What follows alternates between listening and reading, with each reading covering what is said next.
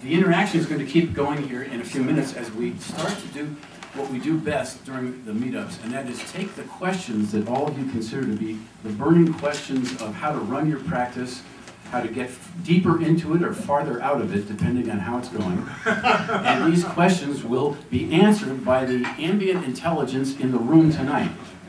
Now that's a frightening thought to some of you who know each other here.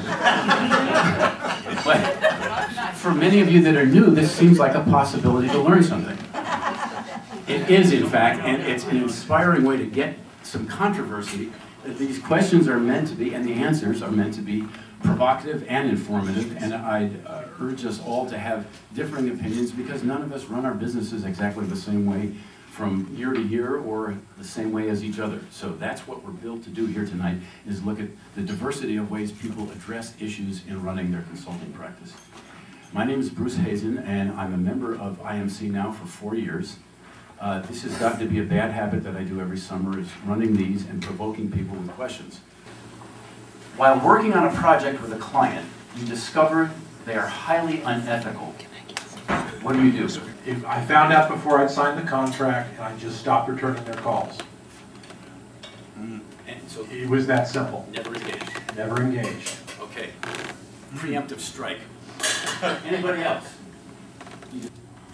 Well, you report it up, and if no action is taken, you go farther up, and sometimes you need to report it to authorities, depending on the seriousness of the behavior. For those of you that have worked with international supply chain or overseas manufacturers and outsourcing, this becomes a pretty tricky question, especially as you do site visits or plant visits, and you become party to the way work is done because you lay eyes on it and can't deny that you were there. Anybody been in that? I'm responding to the main question. Okay. Geez, I'm sorry, I don't think our styles match really, and I think we're going to have to end this relationship. If you stick around in something that's clearly unethical, you just lowered your own standards, and you're going to be dragged into the unethical behavior yourself. So, like Tom and Bob and Joe were all saying, you need to get out of it at some way. You've got to eliminate it and maintain your own standards. The more that I can make, I make more. If I can get it a little cheaper. I just had some work done on my car, and I challenged them, and it was $120 less, and we got done because I got an extra price. I think there's a certain amount of buyer beware. Definitely. But there's a difference in ethics in a lot of ways, and I can tell you stories where I have walked away from contracts. Can you make it an anonymous example that might it doesn't inform have all to of be. us? It's a true example. I dealt, like, the rules of the road in third world countries are different than they are here. I went to build 600 houses in South America, and it was a privately owned development associated with a golf course. They were busy selling to Canadians and Americans. And they were going to put in separate septic tanks. And it would go into an underground river that ran right into town.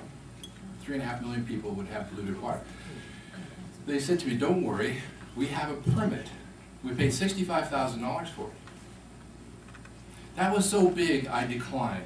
Okay, so I went on to other opportunities and stuff because I just couldn't do it. I mean, anyway,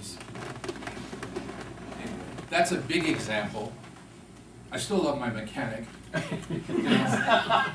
Like, he's got to make a living, and I kind of forgive him for maybe adding a little bit to it, or the contractor. The contractor's the best example because, like, if they can skinny up on materials and that, I mean. So one of the things you run into in international work is your ethics are not the same as the people for whom you're building something, selling something, or consulting with. How many consultants does it take? No.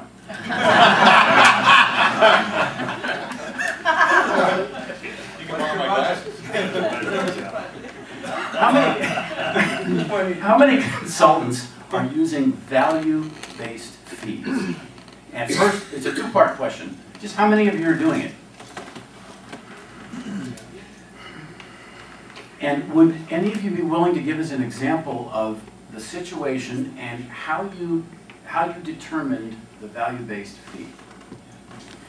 The first thing one has to do, no matter what business you're in, is you have to identify at least 3 or 4 economically quantitative factors that you can point to so that the customer themselves can run an estimate of the impact of what you're doing. So, being a kind of a strategy and marketing guy, I say, you know, you have 10 sales guys and your average profit before tax is profit after tax is 7%, and your average order size is $150,000 and you're able to get 2 extra orders, how much does that drop to the bottom line? And then if you were able to say, if you're a $25 million business, and because I'm going to teach your team how to do value pricing, you've got only 1% extra price, that will all drop to the bottom line. So 1% of 25 million is $250,000. And so if you understand what those factors are, you can quantify them economically, you can come up with an estimate of what the customer is going to benefit by working with you. And then what I always do, and I say, well, certainly it's not going to happen only 1 year. Let's calculate it out in 3 years. So if, for example, that comes to, and this is pretty common, $800,000 dropping to the bottom line with 3 years. Somebody help me with the math here, but somewhere that's over $2 million. So if you then price your services at $50,000 or $80,000, there's not quite much of a difference in what the customer sees as an economic benefit. The key is 2 parts. One is understand what how to economically quantify the key factors for which a customer can put in his own numbers. And the second is don't be afraid to try it. Now, I will tell you this, that the difference between doing this 2 years ago and doing it today is that the economic multiple has changed. People will expect a higher economic multiple. But if you build the trust and you understand those quantifiable factors, you can run an estimate and let the customer put in their own numbers. Here's a question that we've all had to answer, well, almost everybody in this room has had to answer this for themselves, but I think all of us wish we had a room full of experts to help. What's the most important thing for a new consultant to learn? What Sandra Saran taught me when I first started consulting was the value of time. Because I went from a corporation to a consultant, and I truly didn't understand the value of my time to give to the clients. And so I went from a very nicely paid job to less than minimum wage because I didn't know how to value my time. So for new consultants, it's learning how to value your time and transfer that knowledge you bring to your client, and it's really worth something. The thing I think, in addition to time, is that you have to learn the power of relationships. You can't get any business without getting to trust with people. So you've got to start the relationships, work through them, make a connection, build on that connection, build a relationship, and then maybe you can get the business. It's a show. And I think Bob will agree with this. I came out of Intel like Bob did. And the thing that I learned was that, first of all, I'm not smarter than my client.